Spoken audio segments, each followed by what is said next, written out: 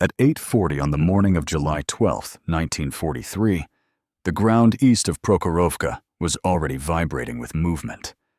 Tanks advanced in staggered lines, infantry followed close behind, and artillery fire rolled steadily across the open steppe.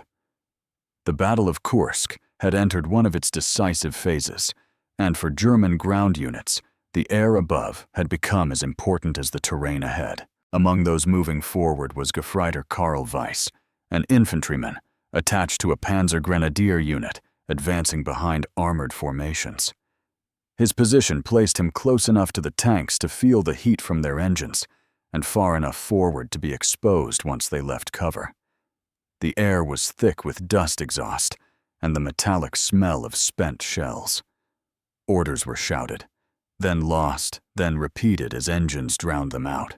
For Weiss and the men around him, attention was divided. The ground demanded focus. Ditches, wreckage, the constant risk of artillery, but the sky could no longer be ignored.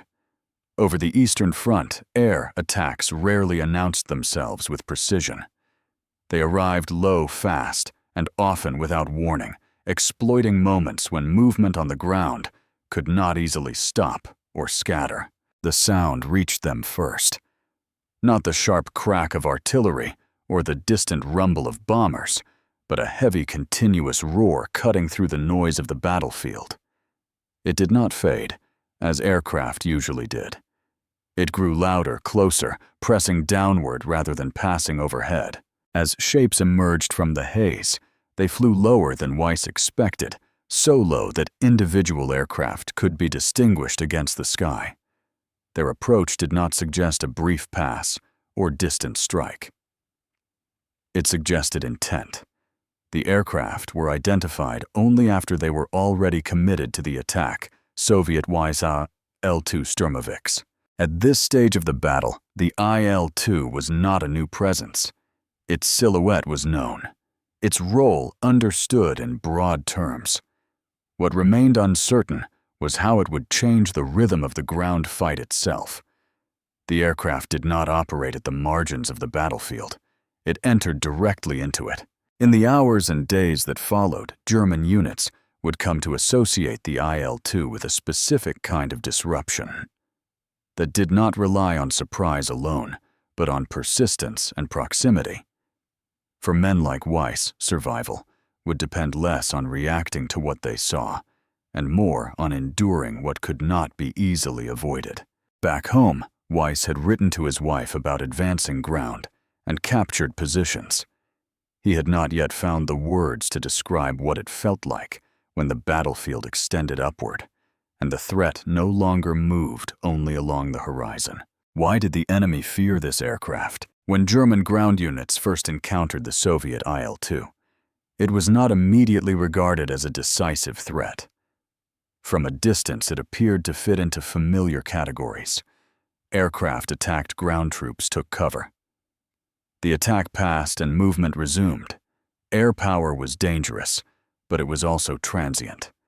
It arrived, inflicted damage, and moved on. Early assumptions framed the Il-2 in this way. It was seen as a ground attack aircraft operating at low altitude, vulnerable to anti-aircraft fire and fighter interception. German troops had experience with air attacks and had learned to judge their duration and limits. Once an aircraft passed overhead, the danger was expected to diminish. This expectation shaped behavior on the ground. Units dispersed when possible, halted briefly during attacks, then reformed. Vehicles were camouflaged, guns repositioned, and movement resumed under the belief that the air threat was temporary. The battlefield was understood as a horizontal problem, with the sky acting as an intermittent interruption rather than a constant presence. The Il-2 did not conform to this pattern. Its attacks were not isolated moments. They were sustained. Instead of a single pass followed by withdrawal, the aircraft returned repeatedly, flying low enough to remain visually present.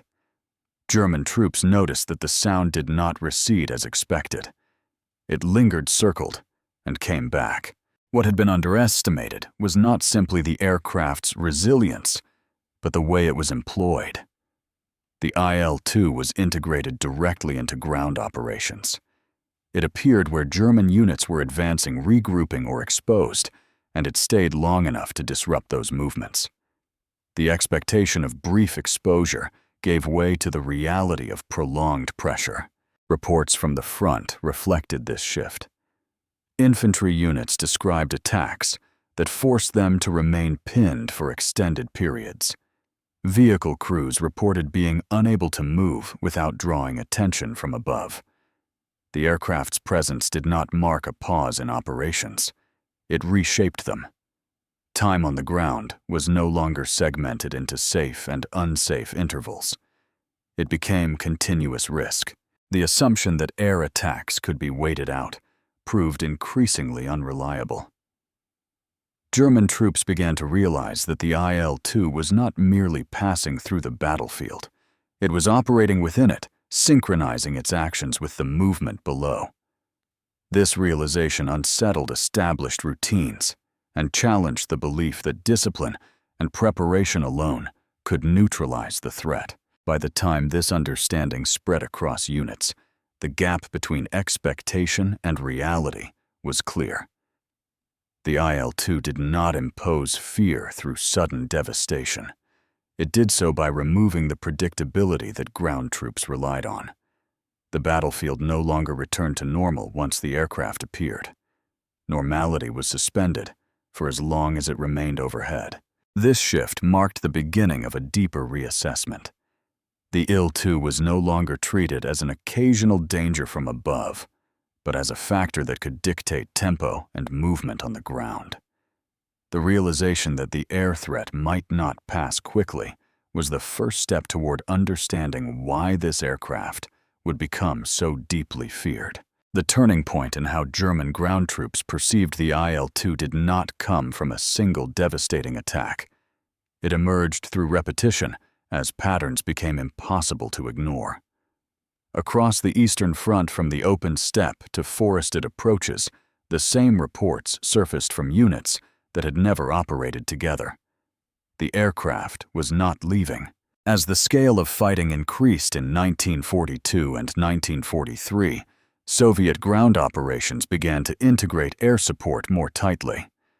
The Il-2 was no longer dispatched in isolated strikes.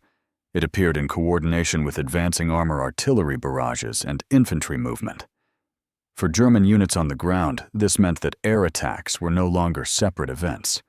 They were part of the battle's structure.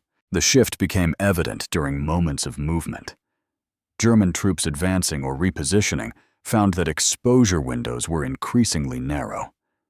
As soon as columns left cover or formations tightened, the Il-2 appeared at low altitude, aligned directly with those movements. It did not need to search. Its presence suggested foreknowledge, an aircraft arriving where it was already needed. This change forced a reassessment of timing. Previously, pauses in movement were dictated by artillery or terrain. Now they were dictated by the sky. Units halted not because of immediate losses, but because the risk of continuing became too great. The Il-2's ability to remain in the area, circling back for repeated passes, transformed brief vulnerability into sustained pressure. The turning point was reinforced by the aircraft's behavior under fire. German troops noted that the Il-2 did not break off attacks as readily as expected. Small arms fire and light anti-aircraft weapons, which often discouraged other aircraft, did not produce the same effect. The aircraft continued its approach, completed its run, and returned. This persistence altered perception. The Il-2 was no longer viewed as a threat that could be managed through discipline alone. Its presence demanded adaptation, yet adaptation proved difficult under combat conditions. Movement slowed. Formations became more cautious. Initiative was deferred. Reports from commanders reflected this change in tone. Where earlier assessments emphasized vulnerability to ground fire, Later accounts focused on disruption. The aircraft was described as shaping behavior rather than simply inflicting damage.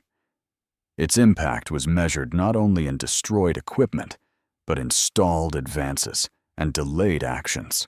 By this stage, German ground troops no longer treated the Il-2 as an occasional hazard.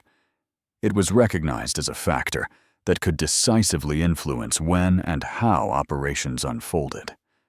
The realization marked a turning point. Control of the battlefield was no longer confined to the ground. It extended upward, and the Il-2 had become one of its most visible instruments. What made the Il-2 Sturmovik truly dangerous in practice was not the scale of destruction it caused in a single moment, but the way it compressed the battlefield for those on the ground. For German troops, the aircraft turned open space into exposure and movement into risk. Its danger lay in how it forced decisions to be made under conditions where few options remained. Ground combat on the Eastern Front relied heavily on timing. Units advanced in short bursts, paused to reorganize, then moved again. These pauses were essential. They allowed infantry to regain cohesion, vehicles to reposition, and commanders to reassert control. The Il-2 disrupted this rhythm. Its presence removed the predictability of when movement could safely resume. The aircraft operated at an altitude that kept it within constant view. German soldiers could see it approach, break away, and return. There was no sense of finality after an attack run. Instead, the aircraft remained nearby, circling or repositioning just beyond immediate reach. Each return forced troops back into cover, prolonging exposure to artillery and delaying coordinated action. For vehicle crews, the experience was especially constraining. Armored columns depended on momentum. Once halted, they became vulnerable to both air and ground threats. The Il-2 exploited this dependency. Its attacks targeted moments of movement, forcing tanks and transport vehicles to stop or scatter. Restarting under observation became increasingly difficult. Infantry units faced a similar dilemma. Dispersal reduced losses, but weakened formation. Tight formations allowed control, but increased visibility from above. The Il-2 did not need to destroy entire units to be effective. It only needed to impose hesitation. Each pass narrowed the margin for decision, increasing the cost of every choice. The aircraft's persistence amplified these effects. Unlike brief airstrikes, the Il-2 stayed engaged long enough to influence outcomes beyond the immediate attack. German troops reported situations where operations stalled for extended periods, not because of losses, but because the aircraft remained overhead. The sound alone signaled that movement would be punished. This behavior transformed the aircraft into a form of pressure rather than a singular weapon. It enforced caution where speed was required and delay where momentum mattered. The battlefield became a layered problem. Threats from the front flanks and above had to be managed simultaneously. In practice, the Il-2 made the ground fight heavier. It added weight to every decision and extended the consequences of exposure. For German troops, danger was no longer limited to moments of contact. It persisted in the intervals between them. The aircraft did not dominate through spectacle. It dominated by staying close enough long enough to shape the fight itself. The psychological pressure created by the Il-2 Sturmovik did not come from sudden terror or dramatic destruction. It accumulated gradually, shaped by anticipation and endurance. For German ground troops, fear was not tied to the moment of attack, but to the knowledge that the aircraft could return again and again, without clear indication of when it would finally leave. The sound became a defining element of this experience. Long before the aircraft was visible, its engine noise carried across the battlefield distinct from artillery or distant aircraft. It did not pass quickly. It lingered, fluctuating in volume as the Il-2 repositioned. For troops on the ground, this sound marked the suspension of normal action. Movement slowed, commands were delayed, and attention shifted upward. This persistent presence altered behavior. Soldiers became hesitant to leave cover even when orders demanded it. Vehicle crews delayed starting engines, aware that movement would draw attention from above. The aircraft did not need to be directly overhead to influence decisions. Its proximity was enough to impose restraint. Over time, this restraint became internalized. German troops began to anticipate the Il-2's arrival. During moments of exposure, advances across open ground, regrouping after contact, or the movement of supplies. These expectations shaped planning and morale. The battlefield was no longer evaluated solely in terms of enemy positions on the ground, but in terms of how visible it would be from the air. The psychological strain was compounded by the aircraft's resilience. Reports that the Il-2 continued its attack runs despite ground fire undermined confidence in defensive measures. The belief that discipline and firepower could force an aircraft away weakened. When protection felt unreliable, caution increased. This caution spread unevenly, but steadily. Units that had not yet experienced direct attacks adjusted their behavior based on accounts from those that had. The aircraft's reputation traveled faster than the aircraft itself. Fear became a shared understanding rather than a reaction to a single event. For individual soldiers, the effect was exhausting. Constant vigilance replaced brief bursts of alertness. The absence of a clear endpoint, no certainty about when the aircraft would disengage, created a sense of prolonged exposure. The battlefield felt compressed with fewer moments of relative safety. In this way, the Il-2 exerted influence beyond its physical impact. It shaped expectations, narrowed choices, and imposed a psychological weight that affected entire units. The fear it generated was not dramatic, but persistent, rooted in the understanding that the air threat was no longer a temporary interruption. It was a continuing condition of the fight. The full significance of the Il-2 Sturmovik became clearer only after the war, when the experiences of German ground troops were examined alongside the broader conduct of operations on the Eastern Front. During the fighting itself, the aircraft was encountered as a problem to be endured rather than analyzed.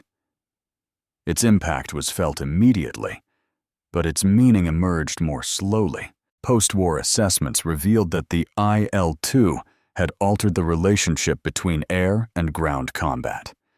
It demonstrated that air power did not need to dominate the sky to control the battlefield. By operating persistently at low altitude and in close coordination with ground forces, the aircraft blurred the boundary between aerial attack and ground engagement. The battlefield was no longer defined solely by lines on a map, but by visibility from above. For German commanders, this realization highlighted a vulnerability that could not be fully mitigated through tactics alone. Defensive measures could reduce losses, but they could not restore predictability. The Il-2's presence meant that movement concentration and even pauses carried risk. Control of tempo, a critical element of ground operations, was increasingly contested. The legacy of this shift extended beyond the Eastern Front. Military thinkers recognized that the psychological effects of air power could outweigh its immediate physical damage. An aircraft that forced hesitation, delayed movement, and disrupted coordination could influence outcomes disproportionate to the number of targets it destroyed. The Il-2 became an early example of this dynamic. For the soldiers who faced it, the memory of the Il-2 was tied less to individual attacks than to a changed sense of the battlefield.